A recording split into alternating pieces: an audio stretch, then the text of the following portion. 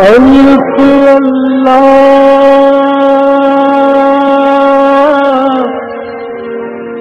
چمبے دل بوٹی میرے من وچ مرشد لائی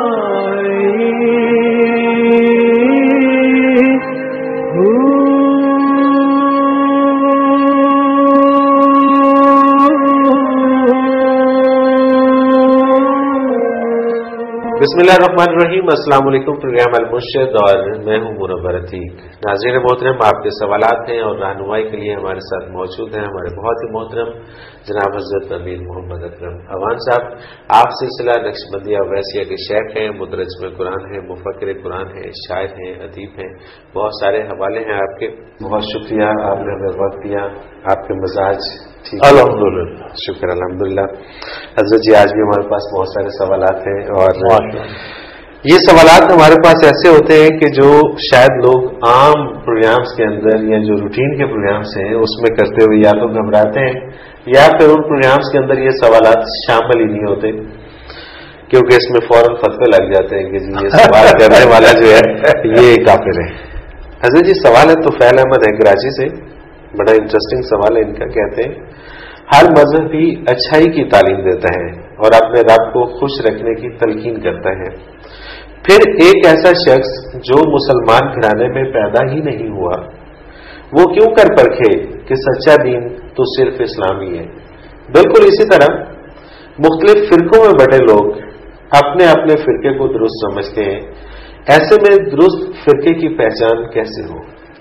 الحمدللہ رب العالمین والصلاۃ والسلام علی حبیبہ محمد وآلہ وصحبہ اجمعین. اعوذ باللہ من الشیطان الرجیم. بسم اللہ الرحمن الرحیم. مجھے آپ کا سوال سن کر میں اللہ کریم کا شکر ادا کرتا ہوں، خوشی ہوئی. یہ ایسی باتیں ہیں جو پوچھی بھی جانی چاہیے اور جو زیادہ زیر بحث آنا چاہیے. صحیح. جہاں تک اللہ جل شانہ کی ذات کا تعلق ہے تو اللہ کو ماننا عقل کی مجبوری ہے. بالکل صحیح. یعنی جب آپ اس تخلیق کے پروسیس کو دیکھتے ہیں جی یہ چیز کا درخت کہاں سے آیا، جی اس کا بیج مٹی میں دبویا تھا، پھر اسے پانی ملا، غذا ملی، یہ پانی اور اس کی غذا کہاں سے آئی؟ جی اللہ نے بنائی. اللہ کون ہے؟ اسے کس نے بنایا؟ تو وہاں جا کر رکنا پڑتا ہے دماغ کو. بالکل ایسے ہی تھا. کسی بھی مسلک سے کسی بھی مذہب سے تعلق ہو لیکن وہ ایک ہستی ایسی ماننی پڑتی ہے جسے کسی نے نہیں بنایا جو سب کو بناتی. سبحان اللہ. اگر نہ مانے تو پھر یہ تسلسل ختم ہی نہیں ہوتا. بے شک بے شک. لہذا عقلاً عاجز آ کر اللہ کو ماننا اور بات ہے، اور اللہ کی ذات اور صفات کو ویسا ماننا جیسا وہ ہے اس کے لیے نبی چاہیے. سبحان اللہ سبحان اللہ. اس لیے ہمارے علماء نے لکھا ہے کہ جب آپ بچے کو اللہ کا تصور دیتے ہیں 5 سال 4 سال 6 سال کی عمر میں تو اسے یہ یاد کرائیں کہ میں اس اللہ کو ویسا ہی مانتا ہوں جس اللہ کو حضرت محمد رسول اللہ عبداللہ کے فرزند جو مکہ مکرمہ میں پیدا ہوئے، جنہوں نے مدینہ منورہ ہجرت کی، جیسا وہ منواتے ہیں میں ویسا مانتا ہوں. بالکل صحیح. کیونکہ اللہ کو تو ایسا ماننا چاہیے جیسا وہ ہے، جیسی اس کی ذات ہے، جیسی اس کی صفات ہیں، جیسی اس کی شان ہے. اب یہ عقل کا کام نہیں. اگر عقل کا ہوتا تو فلاسفہ نے اس کا جواب دے دیا ہوتا. عقل کا ہوتا تو اہل علم نے، ادیبوں نے، مورخوں نے، وہ جو نقطہ وروں سے حل نہ ہوا اور فلسفیوں سے کھل نہ سکا. یعنی یہ تو وہ ہستی بتا سکتی ہے جسے اللہ کا وہ قرب حاصل ہو، یا جسے اللہ خود بتائے یا جس نے اللہ کو دیکھا. سبحان اللہ. اللہ کو اتنا جانتا، اور اتنا جاننا یہ انبیاء کا خاص ہے. لہذا اللہ کو ویسا ماننا ضروری ہے جیسا وہ ہے، اور وہ بتاتے ہیں حضرت محمد رسول اللہ صلی اللہ علیہ وسلم. یہ تو بات ہو گئی ایمان کی. اب اگر کوئی ویسا نہیں مانتا تو خود بس اپنے کو سچا کہتا رہے، تو بت پرست بھی کہتے ہیں میں سچا ہوں، تو ستارہ پرست بھی، آتش پرست بھی، ابلیس کی پوجا کرنے والے بھی ایک طبقہ ہے، وہ کہتے ہیں ہم سچے ہیں۔ صحیح۔ تو یہ کہنے سے سچا نہیں ہوتا۔ رہا سوال کا یہ حصہ کہ بندہ کیسے تلاش کرے، اب وہ غیر مسلمانوں کے گھر پیدا ہوا ہے، کیسے؟ میں تو سمجھتا ہوں جو مسلمانوں کے گھر پیدا ہوئے تلاش انہیں بھی کرنا چاہیے۔ بالکل صحیح۔ ایک موروثی عقیدہ ہے، اس میں وہ قوت نہیں ہوتی جو آپ تحقیق کر کے فیصلہ کر کے متعین کرتے ہیں، اس میں جو قوت اس میں ہوتی ہے۔ اچھا حضرت جی، یہاں پر ایک اور سوال اٹھتا ہے کہ بہت سارے ہمارے علماء کرام اس بات سے روک دیتے ہیں، وہ کہتے ہیں کہ آپ تحقیق میں پڑھو گے تو آپ ایمان سے خارج ہو جاؤ گے۔ وہ اس لیے روک دیتے ہیں کہ ہم سے ہی پوچھتے رہو، ہمارے محتاج رہو۔ صحیح۔ دین یہ نہیں ہے کہ آپ میرے محتاج ہو جائیں، دین یہ ہے کہ آپ براہ راست اللہ سے آشنائی پیدا کریں۔ سبحان اللہ۔ نبی کریم صلی اللہ علیہ وسلم کی ذات درمیان میں آ جاتی اور لوگوں سے کہتی کہ تم میں تو اہلیت نہیں ہے کہ تم اللہ سے کلام کر سکو، تم باتیں مجھ سے کرو، میں تمہاری باتیں اللہ کو پہنچاؤں گا، بات بنتی تھی۔ بالکل صحیح۔ لیکن آپ نے فرمایا یہ ہر بندے کا تعلق براہ راست اللہ سے، اور میری ذمہ داری یہ ہے کہ جو آئے اسے اللہ کے روبرو کر۔ سبحان اللہ۔ لہذا جو آیا اس نے سجدہ براہ راست اللہ کو کر کے اپنی گزارشات براہ راست اللہ سے پیش کی۔ تو دین یہ ہے کہ بندے کو اتنا بتایا جائے کہ اب خود وہ اپنی ذمہ داری پر اپنے اللہ کے حضور پیش ہو، اس سے روکنا تو زیادہ۔ اچھا، اس میں اس کا کوئی طریقہ کار ہے کہ کس طرح سے ہمیں دیگر مذاہب کو، کیونکہ بعض اوقات یہ ہوتا ہے کہ اپنے مذہب کا پتہ نہیں ہوتا اور چل پڑتے ہیں دوسرے کے مذہب۔ گزارش یہ ہے جی کہ آپ نے بازاروں میں دیکھا ہوگا، کیا ایک ہی دکان ہو کپڑے کی، ایک ہی آٹے دال کی، ایک ہی مرغی گوشت کی، تو وہ زیادہ اچھا ہے یا بے شمار ہوں تو؟ صحیح، ظاہر ہے کہ وہ ہمیں بازار اس لیے اچھا لگتا ہے کہ اس میں بہت سی دکانیں، ہمارے پاس چوائس ہے، بالکل ورائٹی ہے دکانوں پر، ہمارے پاس چوائس ہے، ہم پھر کے اپنے لیے کپڑا پسند کرتے ہیں، جوتا پسند کرتے ہیں، دیر پا بھی ہو، خوبصورت بھی ہو، ہماری رینج میں بھی ہو۔ بالکل صحیح، بالکل صحیح۔ تو مذہب کے معاملے میں اگر بہت سی دکانیں بن گئی تو اس میں گھبرانے کی آواز ہے۔ بالکل صحیح، بلکہ یہ زیادہ اچھا ہے کہ سب کو دیکھنا چاہیے کہ یہ کہاں تک پہنچتے ہیں، کس انداز سے پہنچتے ہیں۔ زبردست۔ اور اسلام جو نبی کریم صلی اللہ علیہ وسلم نے تعلیم فرمایا، جو قرآن و حدیث کی تعلیمات ہیں، یہ کہاں تک پہنچتی ہیں اور کس انداز سے پہنچتے ہیں، اور کون ان میں سے بہترین ہے، اپنے لیے بہترین چن لینا چاہیے۔ اور یقیناً کہ جب تحقیق کر کے یہ پتہ چلے گا کہ رب کی ذات موجود ہے تو پھر اس پہ ایمان لانا ہے، اس کا درجہ ہی کافر نہیں، میں تو کہتا ہوں ہر مسلمان کو بھی سنے سنائے ایمان کی بجائے خود تحقیق کر کے ایمان لانا چاہیے۔ وہ ایمان اسے اعمال پہ مجبور سنا سنایا ایمان اعمال پہ مجبور نہیں کرتا، سنی سنائی بات سنی سنائی ہوتی ہے، پھر وہی ہوگا کہ دکھاوا زیادہ ہوگا کا پہلو کم ہوگا۔ طارق محمود قریشی منور کالونی سرگودا سے یہ کہتے ہیں کہ ایک عام اصطلاح ہے کہ جادو برحق ہے، لفظ برحق سے کیا مراد ہے اور کیا واقعی جادو ایسا ہی ہے، برحق ہے؟ جادو باطل ہے، جادو باطل ہے، باطل ہے، کفر ہے، کبھی کبھی کفر ہے، کبھی بدترین گناہ ہے۔ صحیح۔ اگر جادو میں ایسے کلمات شامل ہوں جو کفریہ ہوں تو جادو کفر ہو جاتا ہے۔ صحیح۔ ورنہ جادو کسی کی بھلائی کے لیے تو ہوتا ہے، ایذاء کے لیے ہوتا ہے، اس لیے حرام ہے۔ اب یہ برحق کہنے والوں نے ایک بات گھڑ لی ہے کہ حضور صلی اللہ علیہ وسلم پر جادو کیا گیا اس لیے جادو برحق ہے۔ بھی حضور کو جس چیز سے ایذاء دے گی وہ برحق ہے، یہ باطل ہے۔ صحیح، بالکل صحیح، یہ تو الٹی بات ہے، یہ تو بالکل الٹی بات ہے۔ اچھا، اب جو حضور اکرم صلی اللہ علیہ وسلم پر ایک یہودی نے جادو کیا، آپ کے سر مبارک کے منہ مبارک لے کر کسی کنگھی میں الجھا کر اس پر گریں لگا کر ایک اندھے کنویں میں اس نے پھینک، اس سے ہوا یہ کہ حضور اکرم صلی اللہ علیہ وسلم کا بگڑا کچھ نہیں لیکن سر میں گرانی محسوس فرمائی آپ۔ صحیح۔ اللہ کریم کی طرف سے آخری دو صورتیں جنہیں معوذتین کہتے ہیں یہ نازل ہوئیں، ان میں 11 آیتیں ہیں، اس نے 11 گرے لگائی ہوئی تھی. صحیح. نبی کے وسلم کو بذریعہ وہی آگاہ فرما دیا اللہ کریم نے کہ اس طرح کنگھی ہے، اس میں بال ہیں، گرہ لگی ہوئی ہیں اور فلاں کنویں میں ہے. صحیح. آپ نے خادم کو حکم دیا، وہ صحابی گئے کنویں میں اترے، وہ کنگھی لے آئے. اب بالوں کی گرہ لگی ہوئی کھولنا، بال کو گرہ دے دیں تو کھلتی نہیں. بہت مشکل ہے. جب حضور صلی اللہ علیہ وسلم کے پاس وہ کنگھی آئی، آپ ایک ایک آیت تلاوت فرماتے گئے، ایک ایک گرہ کھلتی گئی. سبحان اللہ. الناس پر ساری گرہیں کھل گئیں اور جادو ختم ہو گیا. نبی صلی اللہ علیہ وسلم پر یہ کیوں ہوا؟ یہ تھا تعلیم امت کے لیے. صحیح. صحیح.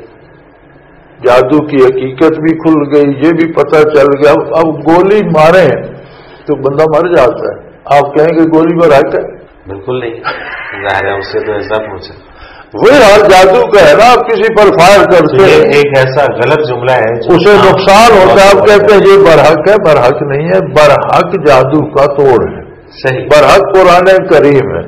اگر مسلمان ہر نماز کے ساتھ یہ معوذتین پڑھ لے، اتنا نہیں کر سکتا تو سوتے وقت پڑھ کے سو جائے، صبح اٹھ کر نماز پڑھ کے ایک دفعہ دوہرا لے تو جادو اس پر اثر نہیں کرتا. سبحان اللہ. یعنی یہ جہاں اللہ کا کلام اور عبادت ہے اور نہیں کر سکتا تو 2 سنتوں میں دونوں معوذتین، ایک سورت ایک سنت میں پڑھ لے، رکعت میں دوسری رکعت میں پڑھ لے. بڑا آسان سا نسخہ ہے. 24 گھنٹوں میں ایک بار پڑھ لے. زیادہ بار پڑھ، جتنا زیادہ بار پڑھے اتنا زیادہ ثواب بھی ہے، اتنا زیادہ تحفظ بھی ہے.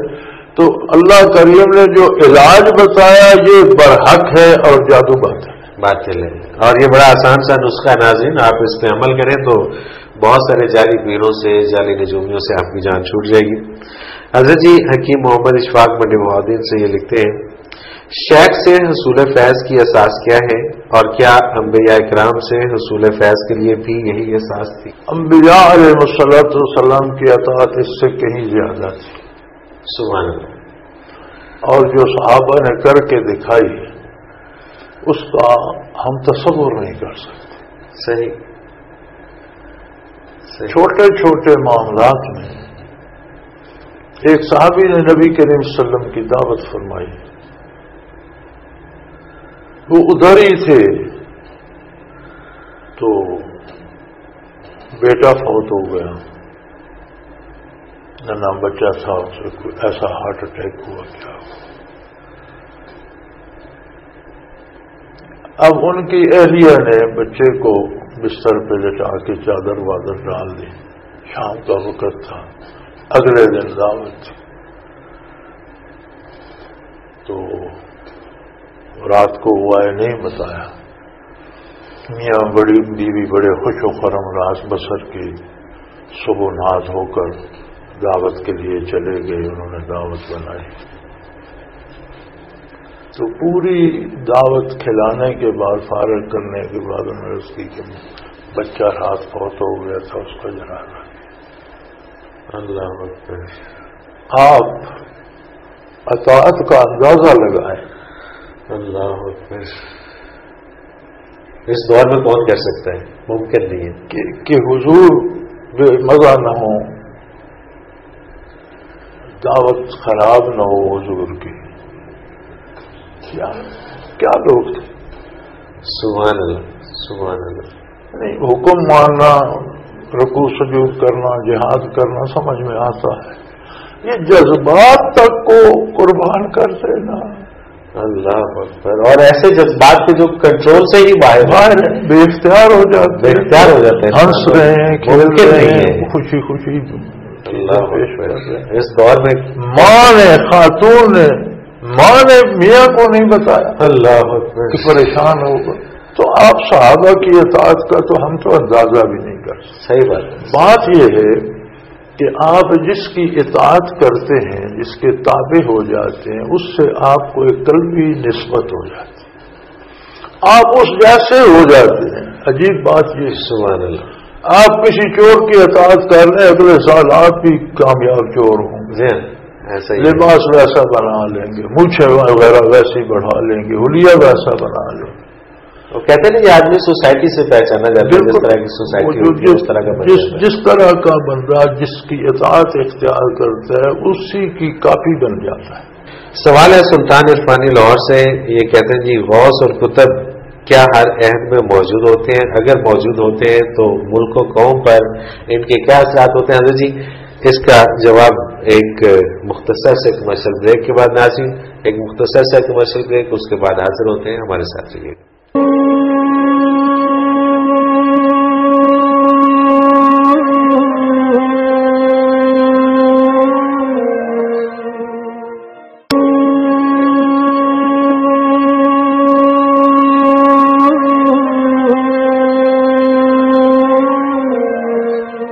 پروگرام میں ایک بار پھر خوش آمدید ناظرین، آپ کے سوالات اور رہنمائی کے لیے ہمارے ساتھ موجود ہیں حضرت امیر محمد اکرم بابان صاحب، مفکر قرآن ہیں، مفسر قرآن ہیں، شاعر ہیں، ادیب ہیں، بہت سارے حوالے ہیں۔ حضرت جی وقفے سے پہلے ایک سوال سلطان عرفانی صاحب لاہور سے، مجھے یاد غوث اور کتب کیا ہر عہد میں موجود ہوتے ہیں؟ اگر موجود ہوتے ہیں تو ملک و قوم پر ان کے کیا اثرات ہوتے ہیں؟ گزارش یہ ہے جی کہ کیا چاند، سورج، ستارے، سیارے ہر عہد میں موجود نہیں ہوتے؟ بالکل موجود ہوتے ہیں۔ ان کے اثرات فضا پر، زمین پر، نباتات پر، حیوانات پر، جمادات پر، ہر چیز پر مرتب ہوتے ہیں۔ اسی طرح روحانی نظام حیات کے یہ سورج، چاند، ستارے ہیں، سبحان اللہ سبحان اللہ، ہر عہد میں موجود رہتے ہیں، اور جو اثرات ان کے ہونے چاہیے وہ جاری رہتے ہیں۔ اب آپ سورج نکلے ہوئے اور آپ ایک غار میں چلے گئے، آپ کہتے ہیں مجھے سورج کی روشنی نہیں پہنچ رہی، تو یہ اپنا قصور ہے، اس میں سورج کا قصور زمانے میں غوث موجود ہے، اقطاب موجود ہیں، لیکن آپ غار میں گھسے ہوئے ہیں شیطان کے پیچھے، تو آپ کا غوث کہاں گیا؟ بے شک آپ اپنے آپ کو بھی تو سورج کے سامنے لائیں۔ بے شک بے شک، تو اصل جو قصور ہے وہ یہاں ہے۔ صحیح، ہم بحیثیت فرد یا بحیثیت قوم کہتے ہیں جی ہمارے عہد کا غوث کہاں ہے، لیکن ہم خود شیطان کے اتباع میں غار میں گھسے ہوئے ہیں، تو ہم وہاں سوال کرتے ہیں سورج کدھر ہے؟ ہاں تو پھر ظاہر ہے کہ سورج کا قصور نہیں ہے، قصور۔ اچھا اسی سے ملتا جلتا ایک سوال ہے، احمد علی ہیں فیصلہ آباد سے، یہ کہتے ہیں کیا کوئی شخص محنت کر کے غوث، کتب یا ابدال بن سکتا ہے؟ دیکھیں جی محنت تو شرط ہے، صحیح، نام ہی مجاہدے کا ہے۔ سبحان اللہ، آپ کو زندگی کے لیے محنت کرنا پڑتی ہے، روزی کمانے کے لیے، لباس بنانے، پہننے کے لیے، نہانے دھونے کے لیے کرنا پڑتا ہے۔ جس طرح آپ مادی دنیا میں سمجھتے ہیں کہ محنت کے بغیر کوئی کام نہیں بنتا، اسی طرح دین اور روحانی دنیا بھی محنت کے بغیر بات نہیں۔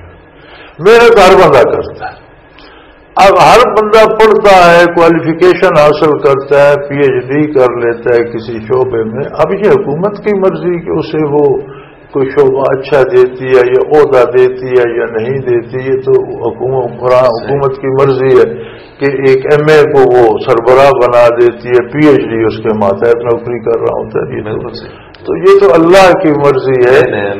جو یہ مقامات اور مراتب ہیں یہ من جانب اللہ عطا ہوتے ہیں۔ بالکل صحیح، محنت ہر بندے کو کرنی چاہیے، محنت اس سے مشروط نہیں ہوتی کہ ہم محنت کر رہے ہیں مجھے وزیر اعظم ہونا چاہیے، یہ شرط ہم آج نہیں کر سکتے۔ بالکل صحیح، یعنی کہ محنت ضروری ہے، اس کے بعد اس کی عطا، اللہ کی عطا کس کو کیا دیتا ہے۔ حضرت جی ایک اور بڑا اہم سوال ہے، اور ناظرین اگر آپ بھی اپنا کوئی سوال ہمیں بھیجنا چاہیں تو اسکرین پہ بار بار ایک نمبر ابھرتا ہے، آپ اسے نوٹ کر لیجئے۔ آپ اس نمبر پر ہمیں ایس ایم ایس کر کے اپنا سوال بھیج سکتے ہیں، نمبر ہے 0333495521، اور اسی طرح سے آپ ہمیں ای میل بھی کر سکتے ہیں، ایڈریس ہمارا نوٹ فرما لیجیے almurshid313@hotmail.com۔ حضرت جی سوال بڑا زبردست ہے اور مجھے تو بڑا انٹرسٹنگ لگا، رفاقت الوی ہے راول پنڈی سے، کہتے ہیں جی چین کمیونزم، مغرب کیپٹلزم اور بھارت سیکولرزم کو اپنی ترقی کی بنیاد مانتے ہیں، جبکہ یہی اقوام پاکستان کو ترقی کی راہ میں کھڑا ہونے میں اسلام کے عمل دخل کو ایک بڑی رکاوٹ ٹھہراتی ہیں۔ ایسے میں وہ کوریا اور ترکی کی ترقی کی مثال دیتے ہیں، جہاں نظام بناتے وقت مذہب کو سیاست سے اور حکومتی سسٹم سے مکمل طور پر الگ کر دیا جاتا ہے۔ کیا واقعی پاکستان اسلامی جمہوریہ پاکستان ہونے کی وجہ سے ترقی میں سست روی کا شکار ہے؟ بڑا ضروری، دلچسپ تو نہیں، ضروری سوال کہوں گا میں. بالکل صحیح بات ہے. کہ اس بات کو سمجھنا چاہیے. گزارش یہ ہے کہ جب اسلام آیا دنیا کہاں تھی؟ جہالت کے اندھیروں میں گھومتی. امریکہ اور اس وغیرہ فار ویسٹ کو دا وائلڈ ویسٹ کے 2 دفعہ وائلڈ. یورپین اقوام کو دا کیو مین، غاروں میں رہنے والے لوگ، ایک کمرہ بنانا نہیں آتا تھا. صحیح بات ہے. افریقہ میں بندے شکار کر کے کھائے جاتے تھے. چین میں، وسط ایشیا میں ہر طاقتور کمزور کو لوٹ لیتا تھا. بیویاں تک چھین کے، بیٹیاں تک لے جاتے تھے، غلام بنا لیتے تھے، قتل کر دیتے تھے. وہ میں پڑھ رہا تھا وسط ایشیا کی تاریخ، تو ایک بندے کا گھر پہ نہیں تھا، پیچھے سے کسی نے شب خون مارا، بندے قتل کر گیا. کچھ درختوں پہ چڑھ کے چھپ گئے، 10-5 بچ گئے، عورتیں پکڑ کر لے گیا، مال لوٹ کر لے گیا. تو پریشان بیٹھا، آنسو گر رہے تھے. اس کا ایک دوست آ گیا. اس نے کہا کیا ہوا؟ اس نے کہا دیکھو میرے ساتھ یہ ہوا. تو اس نے کہا رو کیوں رہے؟ اپنے سے کسی کمزور کو لوٹ لو اور اپنا گھر بسا لو. اللہ اکبر. یہ سسٹم تھا. This was the life style. صحیح. ہندوستان میں اور زندہ عورتوں کو ساتھ جلایا جاتا تھا، بندروں اور سانپوں کو پوجا جاتا تھا، اور انسانوں کی قربان، انسان ذبح کیے جاتے تھے بتوں کے سامنے. یہی عالم ہے. بالکل. اسلام نے جہاں روحانی ترقی دے کر بندے کو اللہ سے ہم کلام کر دیا، وہاں مادی نظام وہ دیا کہ صحرائے عرب سے اٹھنے والے صحرائی لوگوں نے روئے زمین کا 3/4 حصہ اسلامی ریاست بنائی. سبحان اللہ. سبحان اللہ. کیوں وہ اسلامی ریاست بن گئی؟ اس لیے کہ اسلام عین انسانی مزاج کے مطابق ہے. ہر فرد کے حقوق کا تحفظ کرتا ہے، ہر فرد کے فرائض متعین کرتا ہے، اور ہر بندے کو اس طرح فریضہ دیتا ہے جتنی اس میں استطاعت ہے. بالکل صحیح بات ہے. جب اسلامی ریاست عروج پر تھی، صحیح، ایک حد پر فاروق اعظم نے رضی اللہ تعالیٰ عنہ فتوحات روک دی تھی کہ وہ ریاستیں جو ہم سے چھیڑتی تھی سب فتح ہو گئی، ہمیں ان کا انتظام کرنا ہے. ہمارے پاس 3/4 دنیا آ گئی ہے. اگر دوسرے ہم سے چھیڑتے نہیں تو ہم انہیں نہیں چھیڑتے. تبلیغ کریں گے، اسلام پہنچائیں گے، وہ مانے بہت بہتر، نہ مانے ان کی مرضی. ہماری ان سے جنگ نہیں ہوگی، چھیڑیں گے تو ہوگی. بالکل صحیح. یعنی اسلام نے جتنے روئے زمین کو فتح کیا، یہ دفاعی جنگ نے لڑ کر فتح کیا. سبحان اللہ. بے شک بے شک. اچھا، ان میں جو نظام بنا، کیا وہ دنیا کی کامل ترین اور عروج ترین پر سلطنت نہیں تھی؟ No doubt, no doubt. تو پھر آج ہم اسلام سے ترقی کیوں نہیں کر سکتے؟ ہندوستان میں مغلوں کی حکومت رہی آخر میں، پھر اس کے بعد سکھا شاہی آئی، ابتری آئی، پھر اس کے بعد انگریز آئے. تو جب انگریز آئے تو مغلوں کے زوال کو تقریباً 1 صدی بیت چکی تھی. برائے نام بہادر شاہ ظفر بیٹھا تھا قلعے کے اندر، حکومت تھی، کوئی نظام نہیں تھا، کچھ نہیں تھا. جب انگریزوں نے سکھوں سے بھی پنجاب لے لیا، سارے ہندوستان پہ قبضہ کر لیا، تو اس وقت لارڈ میکالے نے اپنی اسمبلی میں برطانیہ میں جو تقریر کی ہندوستان کے بارے، اس وقت وہ کہتے ہیں کہ I have travelled the east to west and from north to south of India, I have seen no thief no beggar. کیا بات ہے، یہ ان کے اپنے کلمات ہیں. یعنی 100 سال گزر جانے کے بعد بھی اثرات یہ تھے کہ 100 سال بعد بھی ہمالیہ سے دکن تک اور بنگال سے آپ کے بلوچستان کی آخری حد تک کوئی چور اور کوئی گداگر نہیں. یہ کیا تھا جو اسلامی نظام ہونا. درمیان میں اکبر نے اسے خراب کیا، دین الہی جاری کیا، لیکن پھر وہ واپس اپنی سگر پر آ گئے. بالکل صحیح. اور اورنگزیب عالمگیر نے جو ملکی ضابطۂ قوانین عدالتی بنایا تھا، وہ عالمگیری فتاوی عالمگیری پر آج بھی علماء فتویٰ دیتے ہیں. یہ ملک کا آئین و دستور تھا. صحیح. بالکل صحیح. مغربی اقوام نے یا کوریا نے یا چین نے یا جس نے ترقی کی، آپ ان کے وہ اصول دیکھیں کہ کن اصولوں پر انہوں نے ترقی کی. بالکل صحیح. بنیاد آپ کو ملے گی کہ ہر آدمی اپنی ڈیوٹی پوری کرے. بنیاد آپ کو ملے گی کہ کوئی رشوت نہ لے، کوئی ناجائز رعایت کسی نہ کی جائے، کم نہ تولا جائے، کوالٹی کم نہ کی جائے. یہی چیزیں نہیں ہیں. بالکل ایسے ہی. تو یہ چیزیں تو اسلام نے دیں اور ان اقوام نے اسلام سے دیں. بے شک. اب ہم نے لیبل اسلام کا لگا رکھا ہے، اندر ہم نے سارا کفر بھر رکھا ہے. جانتی ہم کرتے ہیں، ڈیوٹی ہم نے. یار اس ملک میں آپ دیکھیں 9 دن بینک بند ہیں. دنیا کے کسی ملک میں تصور کیا جا سکتا. پچھلے دن عید کی چھٹیوں میں 9 دن بینک 9 دن بینک تک بند ہیں. یار ہم بیٹھے ہیں، ہمیں پیسے ضرورت ہے، پیسے اپنے ہیں. ہاں جی، اور وہ نہیں نکلوا سکتے. حادثہ ہو جاتا ہے، بندے کو اسپتال لے جانا ہے، پیسے کہاں سے ہیں جی بینک میں چھٹی. یار کوئی اللہ کا خوف کرو. ہمارا ہم نے نام اسلامی رکھا ہوا ہے، اب اگر سارا کفر بھر کے اوپر سبر چادر باندھ کر کہتے ہیں اسلامی چوری ہم کرتے ہیں، کام چوری ہم کرتے ہیں، رشوت ہم کھاتے ہیں، رشتہ داروں کو وہ دے دیتے ہیں، مستحقین کو نہیں دیتے. ہم نے اسلام کے اصول چھوڑ دیے، نام اپنا لے. انہوں نے اسلام قبول نہیں کیا، کلمہ نہیں پڑھا، اصول اپنا لیے. اب قانون یہ ہے کہ جو اسلامی اصول پر عمل کرے گا وہ مومن ہے یا کافر، دنیا کا فائدہ اس کو بھی ہو. بالکل صحیح. مومن ہے تو اسے آخرت کا بھی فائدہ ہوگا، دنیا کا بھی. کافر ہے تو اسے آخرت میں کچھ نہیں ملے گا، دنیا پر. پیاسا ہے، ٹھنڈا پانی مومن ہے یا کافر ہے، جسے دیں پیاس بجھائے. مومن پی کر الحمدللہ کہے گا، اسے آخرت میں بھی اجر ملے گا، کافر کو آخرت میں کچھ نہیں. تو جتنے لوگوں نے ترقی، جتنی قوم نے کی ہے، ان کی ترقی کے اصول نکالیں اور اسلام کی تعلیمات پڑھیں تو یہ سب اسلام کے خوشہ چین ہیں. انہوں نے اسٹڈی کی کہ اسلام اتنے تھوڑے عرصے میں اتنی دنیا نے کیوں قبول کیا. بے شک. پھر ان کا جواب آیا کہ لوگوں کے حقوق کا تحفظ ہوا، کسی پر ضرورت سے زیادہ بوجھ نہیں ڈالا گیا، لوگوں کی زندگیاں محفوظ بھی ہو گئیں، آسان بھی ہو گئیں. تو انہوں نے وہ نظام اپنا لیے. آج جتنا اسلام یورپ اور امریکہ میں ہے، اتنا اسلام آپ پاکستان میں لے آئیں تو آپ ان سے آگے نکل جائیں گے. بلکہ آپ پاکستان کی تو وہی صورتحال جس طرح آپ نے مثال دی کہ اب تو اگر بڑے کسی نے ظلم کیا ہے تو آپ چھوٹے پہ ظلم کر رہے ہیں.